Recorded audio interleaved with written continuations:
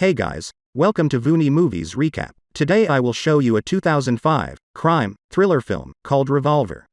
Spoilers ahead. Watch out and take care. After 7 years of confinement, cockney gambler Jake Green is finally freed from prison. 2 years after his release, he and his brother, Billy, go to one of the most important casinos in the area with the intention of getting back the money they are owed by the owner, crime boss, Dorothy Matcha. Ignoring his bodyguard, Paul's advice, he allows Jake to join his private game. On the way up, Jake hesitates to take the elevator because of his claustrophobia, but the other bodyguards remind him they must climb 20 floors, so he gives in and takes the elevator while fighting a panic attack. Jake's first bet is on a chip toss against another player at the table, which he loses. But this is on purpose. He's manipulating Matcha into a sense of false security, so when he makes the same bet with him, he wins this time. Billy and Jake hurry to leave the casino with their bags full of cash, and on their way out, they're stopped by Zach, who tells them they're in danger and he can help them before giving Jake his card. This time, Jake decides to take the stairs, but before he can even go down one step, he passes out and falls down as the card is revealed to say, "Take the elevator." While Jake is rushed to the hospital, Matcha expresses his worries to Paul. Jake must want bigger revenge after 7 years in jail, especially after the incident with his sister-in-law, so Matcha orders Paul to hire the best hitman in the business to get rid of him. At the hospital, Jake is told no cause for the blackout could be found at a first glance, so he should go home and rest while waiting for the blood test results. Billy goes to his own house while Jake takes the bodyguards for protection, but all of them are shot as soon as they arrive. The only reason why he manages to dodge is that he finds a card on the floor that says, "Pick this up," so he bends over to do exactly so. He tries to escape in his car, but the driver is shot too. Luckily for him, Zach arrives just in time to save him and take him away. The hitman, Sorter, can't understand how he missed, since he never misses, and theorizes someone must have tipped Jake off.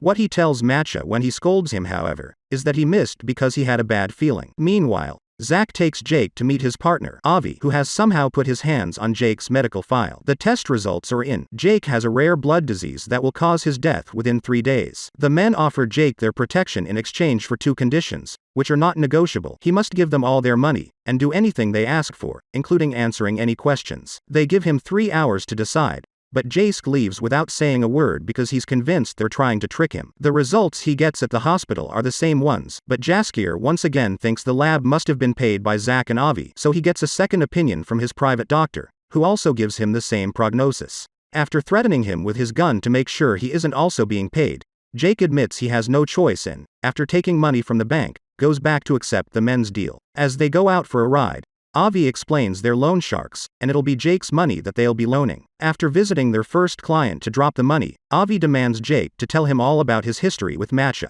Matcha used to have 3 very stupid men working for him called the 3 Eddies. They lost their card man before a big game and knew Jake was a good player, so they called him to replace him. Jake wanted to refuse, but they threatened Billy's family, so he had to accept to protect them. During the game, however, the other men on the table began insulting Jake and his mother. Jake wouldn't accept that, so he started a gunfight. The power went off, the money disappeared, and the next thing he knew, someone dropped his name and Jake was being questioned by the police. To keep him from talking, they threatened his niece and accidentally killed his sister-in-law when she tried to protect her daughter. Jake didn't tell the cops that Matcha organized the games and was sent to jail for 7 years. During that time, the Eddies upset Matcha in some way which resulted in him using them as concrete. After visiting a bunch of clients, Zach sends Jake to stay at a motel. Meanwhile, Matcha and Paul visit crime kingpin Sam Gold, considered the ultimate figure all other crime bosses want to be like. However, Gold never receives visitors, so instead they meet with his advisor, Lily Walker, who accepts to broker a powder deal with Matcha. She also reminds him that Gold doesn't like publicity or give second chances.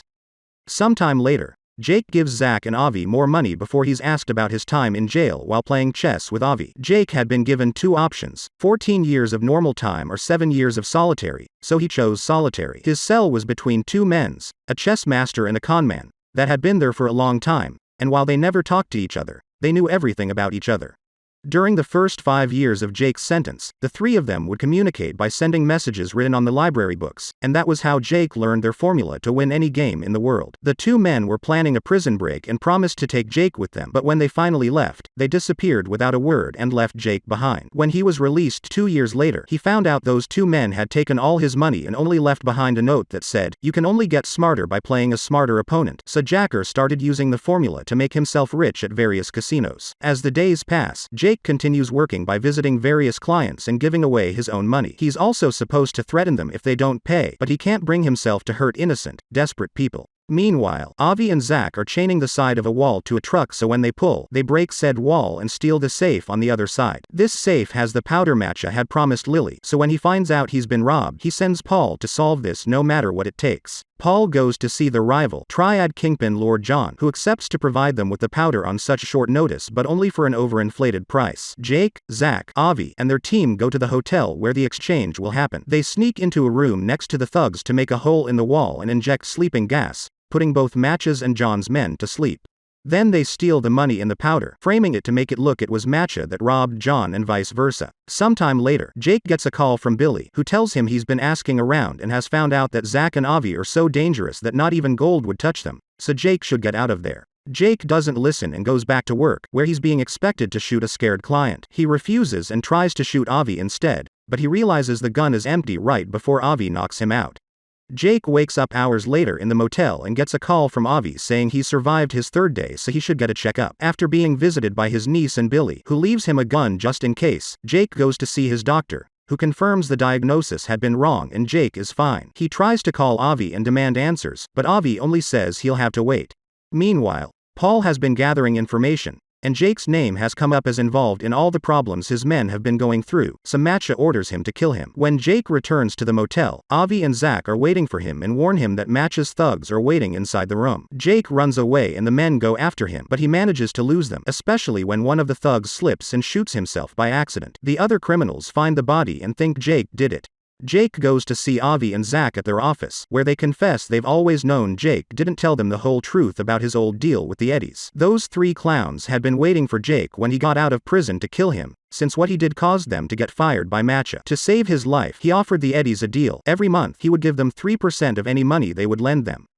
The first time, only one Eddie agreed to it, but when they saw he kept his deal, they all wanted to be in, this time for a 4%. In truth, Jake was paying each Eddie with another Eddie's money, so he wasn't losing anything. It came to a point where they didn't have any more money to lend, so they borrowed from Matcha, who quickly became interested in the Eddie's mysterious moneymaker man. After gambling with the formula and making himself rich, Jake chose that moment to take a vacation with his brother and niece, and that was when Matcha killed the Eddies for not paying him back. Speaking of Matcha, he's having dinner at a fancy restaurant when he's visited by his henchmen, that tell him Jake escaped. Sorter recognizes John's lover pretending to be a waitress, so he shoots her before leaving the restaurant to go after her driver. However, his shooting is still off and he only got to hurt her, not kill her, so before dying, the woman manages to shoot Matcha's finger off in the middle of the commotion. Then, Sorter is sent to Lord John's hideout to kill him and his men.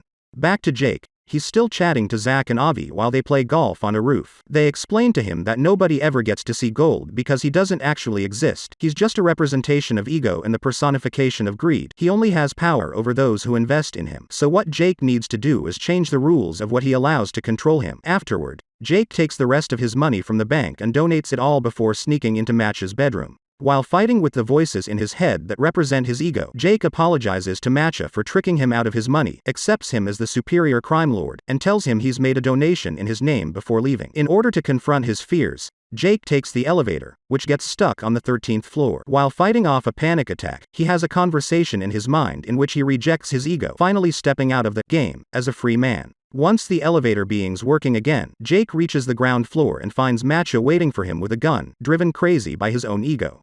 However, Jake is at peace with himself and simply walks past him, which drives Matcha mad because he can't understand how someone won't fear him. He begins crying as he understands how thoroughly humiliated he's been. The next morning, Paul brings Matcha all the local newspapers for him to see his name plastered all over them. Jake hadn't been lying when he said he made a donation in Matcha's name, and now everyone thinks the casino owner cares about the community. Matcha is happy to take the credit, but his happiness is short-lived. Paul also informs him that Jake has the powder and he's been playing them all along. Paul, Sorter, and the rest of Matcha's henchmen go visit Billy, who manages to hide his daughter in the cupboard when he realizes one of his bodyguards has betrayed him. Once he's found, the men begin hurting him while interrogating him, not believing when he says he doesn't know where Jake and the powder are. Paul's torturing methods are quickly escalating and Sorter starts feeling uncomfortable, especially when they make the girl come out of the cupboard after they hear her sob.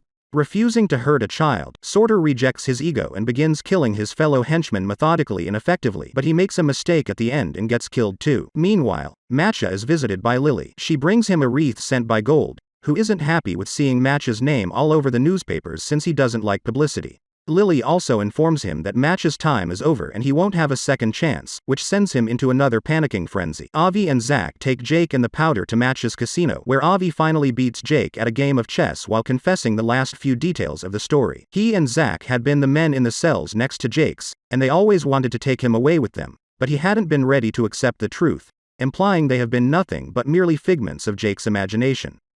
Unfortunately, he doesn't have time to come to terms with this because at that moment, the casino's bodyguards come to take him to see Matcha, who has the girl with him. After dropping the bags of powder on the floor, Jake tells his niece everything will be fine, which drives Matcha mad because Jake is still showing no fear even when he's pointing his gun at the child. Humiliation causes the ego voices in Matcha's mind to reach the conclusion that Jake can't hurt a dead man, so he puts the gun against his head and shoots. Subscribe for more videos like this, turn on the notification, and leave a like to help the channel, and don't forget to let me know how you feel about today's video in the comments down below. Thank you for watching.